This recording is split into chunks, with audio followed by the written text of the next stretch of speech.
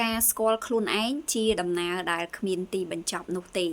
ប្រហែលថ្ងៃមុនមានប្រិមិត្តគាត់ comment សួរនៅក្នុងសំណេរដែលខ្ញុំបានផុសគាត់សួរថាតើការស្គាល់ខ្លួនឯងនឹងជាអ្វីហើយថាតើវាជារឿងងាយដែរឬទេក្នុងការដែលយើងរកខ្លួនឯងហើយមួយទៀតដូចជា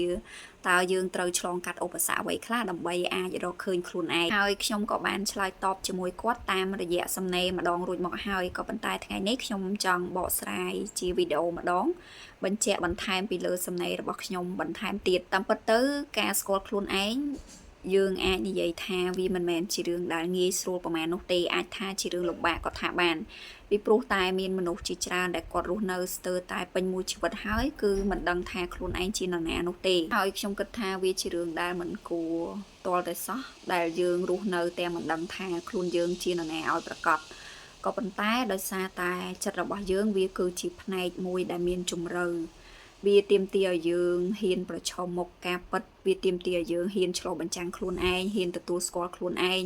ទើបយើងអាចរកឃើញថាខ្លួនយើងជានរណាឲ្យប្រកបចូលមកប្រធានបទរបស់យើងវិញគឺឆ្លើយទៅនឹងសំណួរដែលប្រិមិត្តគាត់បានសួរថាតើការស្គាល់ខ្លួនឯងជាអ្វីតាមពិតទៅការស្គាល់ខ្លួនឯងវាមិនមែនត្រឹមតែដឹងថាយើងចូលចិត្តអីមិនចូលចិត្តអីយើងបកែខាងអីយើងខ្សោយខាងអីតែប៉ុណ្្នឹងនោះទេវានៅមានរឿងរ៉ាវជាច្រើនទៀតពាក់ព័ន្ធជាមួយនឹងការស្គាល់ខ្លួនឯងដែលយើងមិនទាន់បានដឹងពេលខ្លះយើងអត់ដឹងថាហេតុអីបានខ្លួនយើងគិតបែបហ្នឹងទៀតហើយពេលខ្លះយើងក៏អត់ដឹងថាហេតុអីបានជាយើងធ្វើរឿងហ្នឹងតើវាកើតចេញពីបំណងប្រាថ្នាគំនិតការគិតរបស់យើងឬក៏យើងគ្រាន់តែគិតទៅតាមអ្វីដែលសង្គមមនុស្សភាគច្រើនគេយល់បែបហ្នឹងមានរឿងរ៉ាវឬក៏ផ្នែកស៊ីជម្រៅជាច្រើនដែលលាក់ទុកនៅខាងក្នុងខ្លួនរបស់យើងដែលយើងអត់បានដឹងហើយយើងចេះតែគិតថាហេតុអីបាននិយាយថាខ្ញុំអត់ដឹងពីខ្លួនឯងខ្ញុំមិនដឹងមិនខ្ញុំគិតអីក៏ខ្ញុំដឹងខ្ញុំធ្វើអីក៏ខ្ញុំដឹងតែតាមពិតមែនណាមនុស្សគ្រប់គ្នាអាចនឹងអត់ដឹងថាហេតុអីអាការគិតបែបហ្នឹងវាផុសចេញមកនៅក្នុងចិត្តរបស់យើង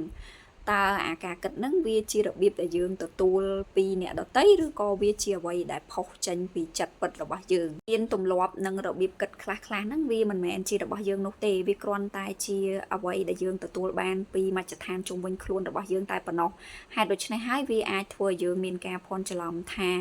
អាទម្លាប់ទាំងអស់ហ្នឹងអារបៀបគិតទាំងអស់ហ្នឹងវាគឺជាយើងប៉ុន្តែតាមពិតទៅអត់ទេមិនមែនយើងនោះទេចូលដល់សំណួរមួយទៀតគឺគាត់សួរថាតើវាជារឿងងាយឬអត់ក្នុងការដែលយើង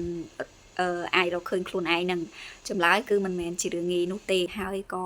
អាចហៅបានថាជារឿងលំបាកគឺលំបាកខ្លាំងមែនតើក្នុងការស្វែងរកខ្លួនឯង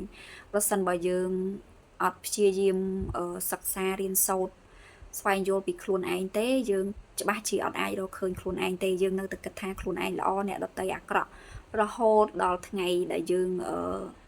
លាចាកពីលើโลกនឹងទៀតក៏យើងនៅតែអត់ដឹងដែរហើយសំណួរចុងក្រោយគាត់សួរថាតើយើងត្រូវឆ្លងកាត់ឧបសគ្គអ្វីខ្លះទើប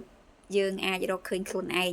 សំណួរនេះល្អបង្ហាញថាគាត់ជាមនុស្សដែលចង់ចេះចង់ដឹងហើយជាមនុស្សដែលចង់អភិវឌ្ឍខ្លួនឯងអញ្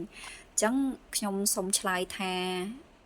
បើប្រៀបធៀបរវាងអ្នកដែលគាត់មានសំណាងអ្នកដែលគាត់រស់នៅសនុកសុខស្រួលអត់សូវជួបបញ្ហាអីហ្នឹងគឺគាត់អត់ងាយរកឃើញខ្លួនឯងទេផ្ទុយទៅវិញអ្នកដែលគាត់ជួបឧបសគ្គឬក៏បញ្ហាការឈឺចាប់ជាច្រើននៅក្នុងជីវិតហ្នឹងគឺគាត់ងាយក្នុងការរកឃើញខ្លួនឯងជាងព្រោះថាអ្នកដែលគាត់ជួបការលំបាកច្រើនហ្នឹងវាធ្វើឲ្យជីវិតរបស់គាត់រឹងមាំហើយគាត់រៀនក្នុងការសម្របខ្លួនជាមួយនឹងអាបញ្ហាលំបាកទាំងអស់ហ្នឹងដោយហ៊ានចោទជាសំណួរសួរមកកាន់ខ្លួនឯងដើម្បីស្វែងរកការពិតមួយក្នុងការបន្តដំណើរជាមួយនឹងបញ្ហាការលំបាកទាំងអស់ហ្នឹងខុសពីមនុស្សដែលគាត់មានសំណាងមនុស្សដែលគាត់រស់នៅសនុកសុខស្រួលហ្នឹងគាត់អត់សូវបានចោទសួរសំណួរមកកាន់ខ្លួនឯងឬក៏អត់សូវបានរៀនពីរឿងរ៉ាវច្រើនដោយមនុស្សដែលគាត់ជួបការលំបាកទេមួយទៀតការរកឃើញខ្លួនឯងវាគឺជាដំណើរដែលគ្មានទីបញ្ចប់នោះទេដោយដែលខ្ញុំបញ្ជាក់នៅខាងដើមវីដេអូអញ្ចឹងពេលខ្លះយើងគិតថាអូយើងជួបឧបសគ្គជួបការលំបាកជួបការឈឺចាប់ជាច្រើនទាំងអស់ហ្នឹងយើងរកឃើញហើយថាខ្លួនឯងជានរណាហើយថាតើយើងចង់បានអ្វីឲ្យប្រកបប៉ុន្តែតាមពិតទៅអត់ទេការស្គាល់ខ្លួនឯងវាប្រៀបដូចជាការធ្វើដំណើរនៅលើដងផ្លូវអញ្ចឹង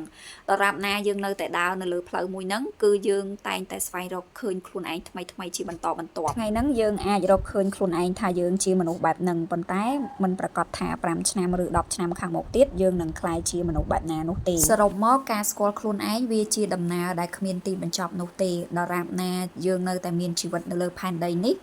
នោះវត្តមានរបស់យើងខ្លួនឯងថ្មីៗតែងតែបង្ហាញមកទៅតាមពេលវេលាទៅតាមបញ្ហានិងឧបសគ្គដែលយើងជួបប្រទះជានិច្ច